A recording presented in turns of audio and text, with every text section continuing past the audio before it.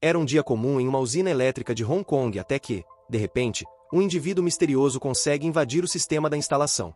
A máquina de resfriamento é desativada e, rapidamente, o aumento de temperatura causa uma explosão devastadora. Centenas de trabalhadores perdem a vida ou sofrem ferimentos graves, e todos os moradores dentro de um raio de 10 quilômetros são obrigados a evacuar. Enquanto isso, nos Estados Unidos, Nick, um hacker preso, é retirado de sua cela algemado. Durante uma revista, a polícia encontra um dispositivo escondido entre seus pertences e descobre que todos os prisioneiros do mesmo bloco dele receberam transferências recentes de dinheiro. Com isso, passam a suspeitar que ele esteja por trás do ataque. Nick nega veementemente, e como punição, é colocado em isolamento. Lá, ele se distrai fazendo exercícios físicos.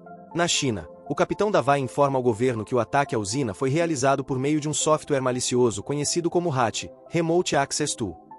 O problema ocorreu porque os sistemas da usina eram obsoletos e tinham pouca proteção.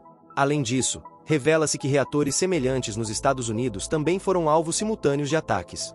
Davai acredita que pode identificar o responsável, mas precisa acessar os computadores da usina para rastrear o código malicioso. Porém, o local ainda está muito quente, impossibilitando qualquer entrada humana. Ele terá que esperar até que a área esfrie. Davai entra em contato com o FBI pedindo ajuda e a agente Carol precisa convencer seu superior sobre a importância da cooperação internacional. Eventualmente, Davai recebe o código usado no ataque ocorrido na usina norte-americana, mas não possui habilidade técnica suficiente para decifrá-lo sozinho. Ele decide então recrutar sua irmã, Lynn, uma engenheira de redes.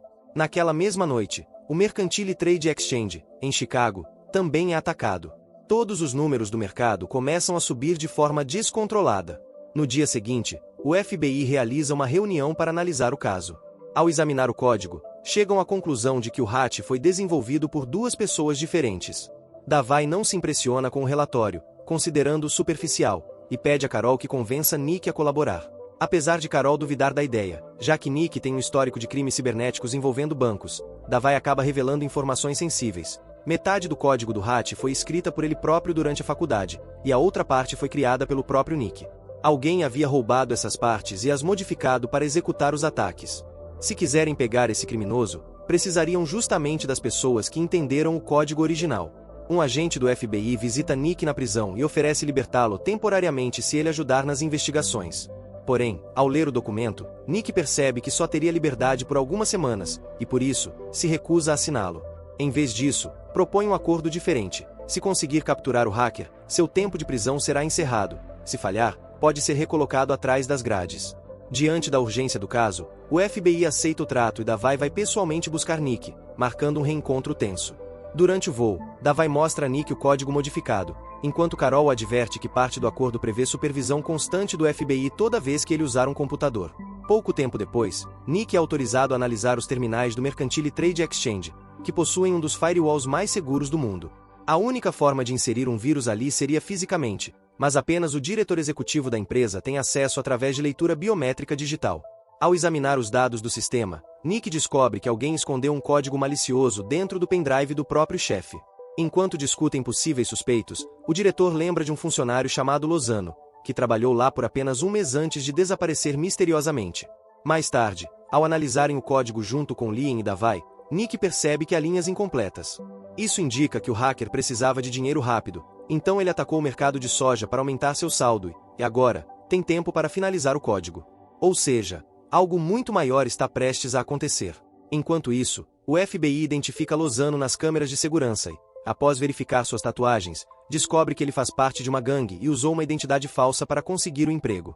Como seria suspeito enviar vários agentes ao local, Nick e Lynn decidem ir conversar com ele diretamente. Claro, com Nick usando uma pulseira eletrônica para garantir que não fuja. Quando chegam ao apartamento de Lozano, encontram-no morto, com uma agulha no braço. Eles vasculham os computadores do homem e encontram dispositivos avançados que criptografam todos os dados e mantêm seu IP oculto, provavelmente configurados pelo próprio hacker. Uma mensagem anônima aparece pedindo um encontro, e Nick responde confirmando data e local. O agente responsável por monitorar Nick tenta reportar a situação, mas perde o sinal. Sem perder tempo, Nick pega o celular do agente e usa a oportunidade para alterar o aplicativo que controla sua pulseira eletrônica. Enquanto isso, Carol e Davai voltam ao diretor executivo do mercado financeiro pedindo acesso aos arquivos completos dos clientes. Inicialmente ele se recusa, alegando sigilo comercial, mas acaba cedendo quando Carol ameaça divulgar publicamente que o sistema do mercado não é seguro. Assim que conseguem todos os arquivos, Davai e Carol começam a examinar a lista de transações até encontrarem 3 grandes negociações feitas exatamente no momento certo para se beneficiar do ataque hacker. Essas operações estão ligadas a contas bancárias em Hong Kong. À noite, Nick e Lin vão a um restaurante tentar encontrar o hacker, mas ele não aparece. Nick percebe as câmeras de segurança e decide entrar sorrateiramente na sala dos fundos para verificar o computador da casa. Logo descobre que o hacker vinha observando-os o tempo todo por meio das câmeras. Analisando os registros do sistema, Nick consegue identificar que o IP do criminoso está localizado na Ucrânia e envia uma mensagem, mas só recebe insultos como resposta. Furioso, Nick retorna à sala principal e avisa Lin que devem ir embora. Nesse exato instante, um grupo de homens armados entra no estabelecimento e pergunta quem eles são. Sem dizer uma palavra, Nick começa a lutar contra eles usando qualquer objeto ao alcance, inclusive cadeiras e mesas. Ele consegue neutralizar quase todos. Quando o último atacante parte para cima dele com uma faca, Nick quebra uma garrafa para se defender e vence facilmente a briga. Depois disso, Nick liga para Davai avisando que o e-mail foi uma armadilha e que agora o hacker sabe que estão atrás dele. Davai anuncia que viajarão para a China no dia seguinte para investigar as contas bancárias. Enquanto isso, Nick e Lin aproveitam o resto da noite para se distraírem. Na manhã seguinte, o grupo chega à usina elétrica, onde equipes ainda procuram sobreviventes da explosão. Como o prédio continua muito quente, precisam esperar antes de acessar os computadores. Em seguida, se reúnem com a polícia local, que conseguiu identificar os titulares das contas. 3 indivíduos comuns ligados a um criminoso conhecido como Caçar, o que indica que eles apenas servem como fachada para o hacker. Apesar de os policiais terem monitorado esses homens e não terem notado nada suspeito, Nick analisa os trajetos diários deles durante dias e encontra um endereço em comum. Davai e Nick seguem para lá e descobrem que é um local já sendo vigiado pela polícia, onde há um caminhão de monitoramento focado em um traficante libanês. Ao conferir as imagens do veículo, veem que os donos das contas aparecem todas as manhãs no local, mas apenas ficam enviando mensagens. Com o celular em mãos, Nick varre o ambiente até detectar um sinal incomum e descobre um transmissor escondido entre as folhas. Ao conectar o dispositivo a um computador, confirmam que os 3 apenas precisam passar próximo ao equipamento para receber as mensagens do hacker, podendo apagá-las depois, deixando poucas provas. Mais tarde, a equipe nota que o dinheiro nas 3 contas foi movido, significando que o hacker já sacou o lucro. Quando Davai corre para informar Nick, descobre que ele estava ocupado com sua irmã. O grupo embarca em um helicóptero para seguir até Caçar. Durante o trajeto, Davai pede a Nick que pense cuidadosamente sobre seu relacionamento com Lin, já que ele pode voltar para a prisão a qualquer momento. Chegando ao destino, descobrem que os agentes que faziam a vigilância foram mortos. A equipe invade o prédio e revista cada cômodo, mas Caçar e seus comparsas já haviam fugido. No chão, encontram uma passagem secreta, por onde descem para continuar a busca. De repente, os criminosos abrem fogo, iniciando um tiroteio intenso. Caçar também está presente e agarra um agente como escudo humano, atirando nos agentes que entram e depois esfaqueando o refém no pescoço. Depois que saem do túnel, os bandidos se preparam para detonar explosivos, mas metade da equipe já está posicionada na saída e começa a atirar. Enquanto os criminosos revidam, Caçar aciona os explosivos, desmoronando o túnel e matando todos os agentes que estavam dentro. Sem reforço, a equipe que estava na saída fica sobrecarregada e vários agentes morrem no tiroteio. Eles são forçados a se esconder atrás de alguns contêineres, o que dá aos criminosos a oportunidade de escapar em um barco. Enquanto navegam, Caçar se irrita ao ver que um de seus homens está gravemente ferido. Naquela mesma noite, Caçar recolhe uma encomenda especial de traficantes em um navio grande antes de retornar ao continente. Enquanto isso, Davai é informado de que a temperatura na usina diminuiu o suficiente para permitir a entrada sem risco imediato de morte. Mesmo assim, ainda está muito quente, exigindo o uso de trajes especiais e trabalho rápido. Ao adentrar a sala de computadores, eles notam que corpos ainda estão espalhados pelo local. Um dos agentes desmaia por causa do calor excessivo, então Nick manda Davai levá-lo para fora enquanto termina o serviço sozinho. Ele arromba um armário de emergência, pega um machado e golpeia os servidores. As vibrações causadas pelos golpes fazem partes do teto caírem, mas ele continua até abrir o servidor e recuperar um disco rígido, hard drive. Depois, Nick e Davai carregam o agente doente para fora juntos. Após resfriarem o disco, a equipe o conecta a um computador e encontra fragmentos do malware, mas os dados estão muito danificados para revelar informações úteis. Nick se lembra de que o governo conseguiu recuperar seus dados mesmo após ele tentar apagá-los no momento da prisão. Carol então admite que eles possuem um software chamado Black Widow, capaz de realizar essa tarefa. Ela pede permissão ao seu superior para usá-lo, mas é negada, ele se recusa a liberar uma ferramenta tão poderosa para a China ou para um criminoso. Como o programa permite acesso remoto, Nick se oferece para invadir o sistema governamental e utilizá-lo à revelia. Apesar do risco, Carol, desesperada com a situação, concorda. Toda a equipe sai da sala, exceto Lien, para que possam negar qualquer envolvimento caso algo saia do controle.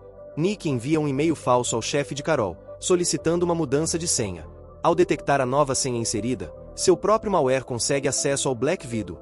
Enquanto isso, o grupo sai para jantar, sem saber que alguém o segue e coloca um dispositivo debaixo do carro.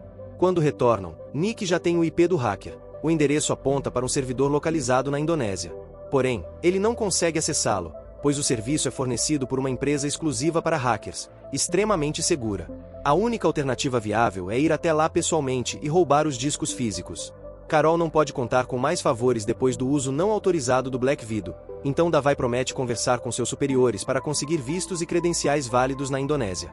Enquanto isso, Lin consegue acessar os registros financeiros da empresa de hospedagem e percebe pagamentos feitos para um software que aluga tempo de satélite. O hacker comprou imagens de alta resolução da costa da Malásia. Mais tarde, o governo chinês informa Davai que o FBI notificou sobre o uso ilegal do software sigiloso por parte de Nick, e exigem que ele retorne imediatamente para a prisão. Davai argumenta que, sem Nick, não teriam descoberto a identidade do hacker, mas seus superiores não aceitam justificativas. O resto da equipe seguirá para a Indonésia, enquanto Nick será extraditado para os Estados Unidos. Na manhã seguinte, Davai avisa Lin por mensagem, e ela e Nick fogem imediatamente. Carol recebe uma ligação furiosa de seu chefe, cobrando explicações. Ela tenta se justificar dizendo que foi pressionada pelas circunstâncias, mas recebe ordens claras para entregar Nick. Quando vai até o quarto dele, já não o encontra mais lá. A equipe percebe que Nick modificou o aplicativo do monitoramento e, rapidamente, corrige o sistema para obter sua localização atual.